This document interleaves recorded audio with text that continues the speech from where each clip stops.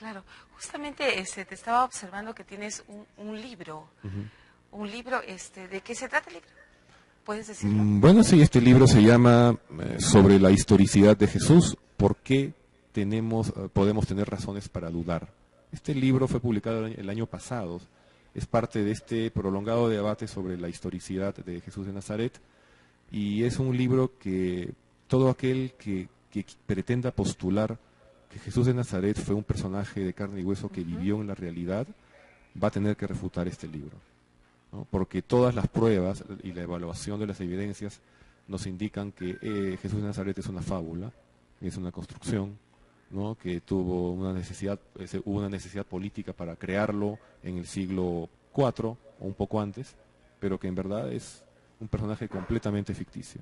Y justamente ahora a las 7 de la noche en el auditorio de Citramun, en Rivero 101, en el tercer piso, voy a tener esta charla donde voy a exponer justamente los principales lineamientos de por qué podemos pensar que este personaje a quien se atribuye la fundación del cristianismo como religión es un personaje completamente ficticio, ¿no? Yo no sé si tú puedes darnos un pequeño avance. ¿En qué se basa decir que es un personaje totalmente ficticio?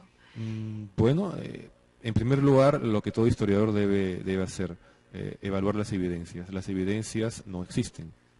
Las pruebas llamadas extrabíblicas de los historiadores romanos o judíos ya se ha demostrado con suficiente grado de certidumbre que son falsificaciones, interpolaciones, ¿no? Que son totalmente desdeñables, lo cual nos deja a los evangelios como la principal fuente histórica. Claro.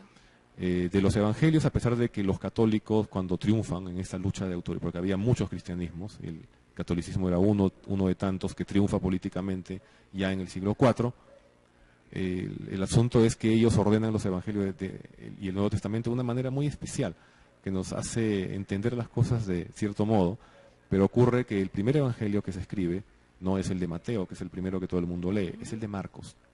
El de Marcos es el primer evangelio canónico y debe haber sido escrito por lo menos 20 años antes que el de Mateo y el de Lucas, ¿no? Y lo que ocurre es que el evangelio de Marcos no tiene un gramo de historia. Absolutamente nada de lo que cuenta es histórico. El análisis que se ha hecho de Marcos es muy detallado a lo largo de décadas y de siglos incluso, y el simbolismo que tiene es una obra de arte. Ese evangelio es una maravilla, la manera como está estructurado en diferentes niveles, con la pericia literaria que tiene, es admirable, pero no es historia, es simbología, es teología, es proclamación de una fe. Es muy complejo de explicar, pero por ejemplo, ya está demostrado que la estructura general del Evangelio de Marcos es la Odisea, ¿no? Los paralelos con la Odisea son cientos. ¿Son muy similares? Odiseo era carpintero. Claro. ¿No? Por ejemplo, el lago que hay en Galilea es un lago. Lo cruzas en 3 horas y hay que haber olas. Pero Marcos, el autor de Marcos, es el único en toda la literatura antigua que a esa masa pequeñita de agua le llama mar. ¿Por qué le tiene que llamar mar? Porque necesita el paralelo con Odiseo, que soportaba las tormentas de Poseidón y tenía estas aventuras en mar. La tripulación de Odiseo eran unos brutos que le empeoraban las aventuras. Igual son los discípulos de Jesús, ¿no? O por ejemplo, cuando cura al poseído Geraseno, ¿no? Que le extrae a Legión. ¿Cuándo se te ha ocurrido a ti pensar que los cerdos pastan en las alturas como si fueran cabras?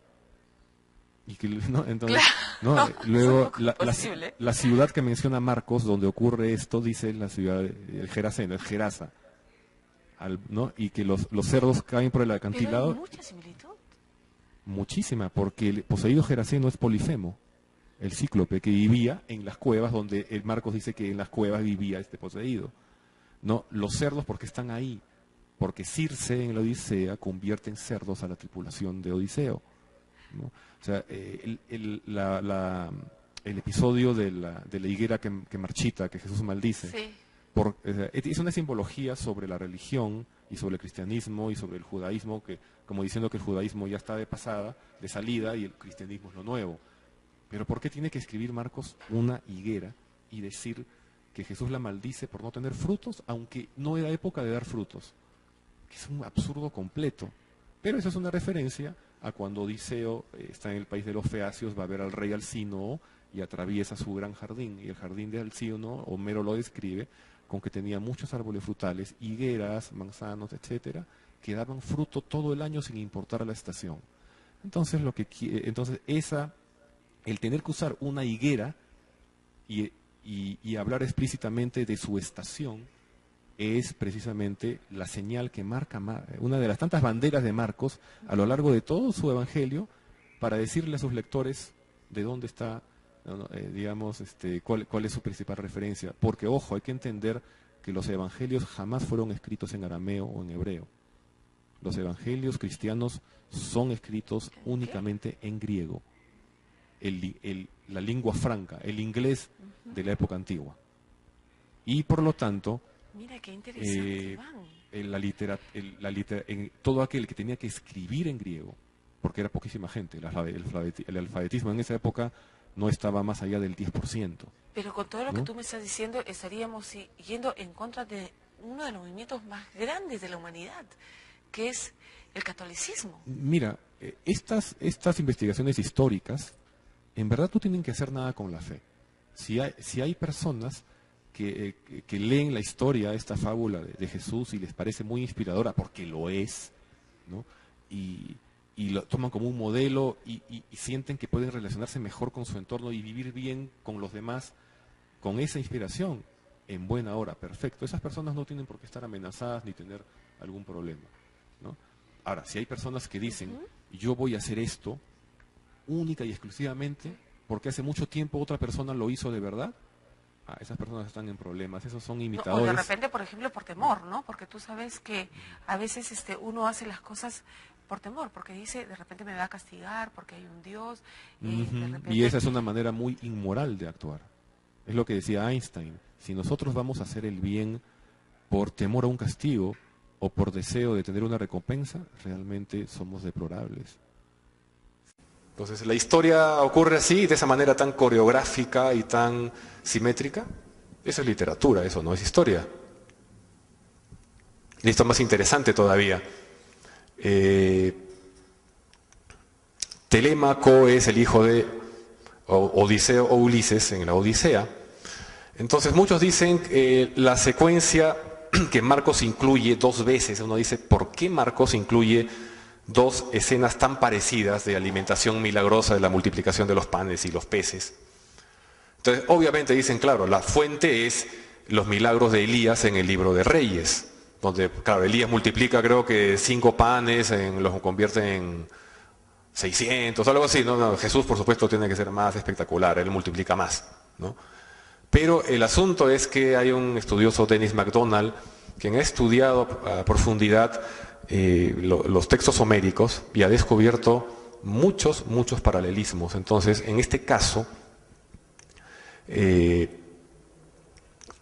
si la explicación que no tiene fuente bíblica, por la cual Marcos presenta dos veces la alimentación milagrosa, es muy simple.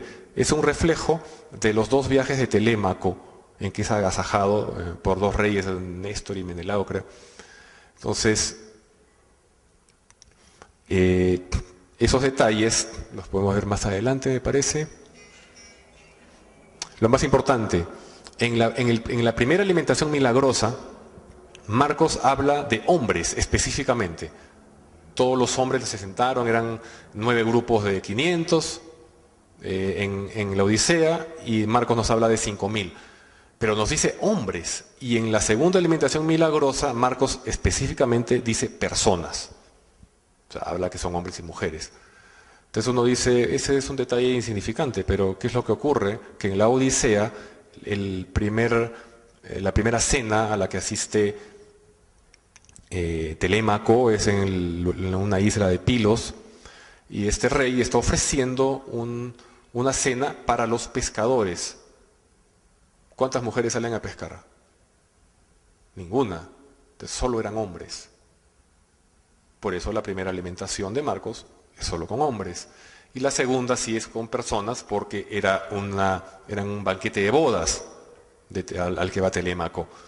Y de hecho Jesús en las alimentaciones milagrosas de Marcos, en un momento determinado asume el papel del anfitrión, que es lo que ocurre en los relatos de la Odisea.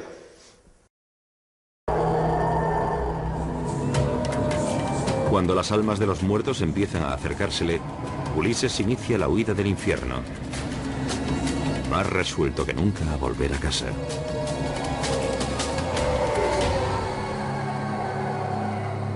Ha hecho lo que teóricamente ningún hombre vivo puede hacer: sobrevivir a un viaje al Hades. Hasta ahí el mito, pero ¿cuál es la conexión con la realidad? Algunos estudiosos creen que este capítulo de la Odisea influyó en uno de los textos más sagrados de la cristiandad: el Evangelio de Marcos. Es casi imposible subestimar la importancia de Homero para los antiguos griegos. Marcos era un orador griego, el Evangelio está escrito en griego. Casi con toda certeza conocía la historia de la Odisea, de modo que si hay cosas en el libro de Marcos que nos recuerdan a la Odisea, tal vez no sea un accidente. Una comparación minuciosa entre la Odisea y el Evangelio de Marcos revela paralelismos sorprendentes. Ambas historias giran en torno a las dificultades que padecen héroes que sufren: Ulises y Jesús. El pasado de ambos está relacionado con la carpintería. Ulises era un hábil carpintero, que incluso se construye su propio palacio en Ítaca. Jesús era hijo de un carpintero, y en un pasaje del Evangelio de Marcos se refieren a él como el carpintero.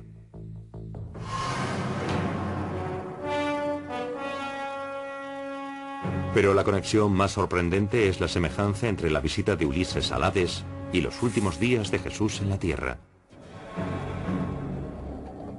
Ambas historias comienzan con un banquete. Ulises y sus hombres lo celebran en el palacio de Circe. Jesús y sus apóstoles en la última cena. Entonces, mientras sus compañeros duermen, ambos hombres sienten el tormento de su inminente encuentro con la muerte. Cuando Ulises se entera por Circe de que tiene que ir al Hades, se desespera. La razón es, y él mismo lo dice, que ningún mortal ha ido al Hades y ha regresado. Jesús está a punto de morir, tiene una última cena con sus discípulos, pierde la esperanza porque sabe que debe enfrentarse a la cruz. Al final, Ulises viajará al inframundo de los muertos y volverá. Jesús morirá en la cruz y resucitará. ¿Podrían ser estos paralelismos algo más que pura coincidencia?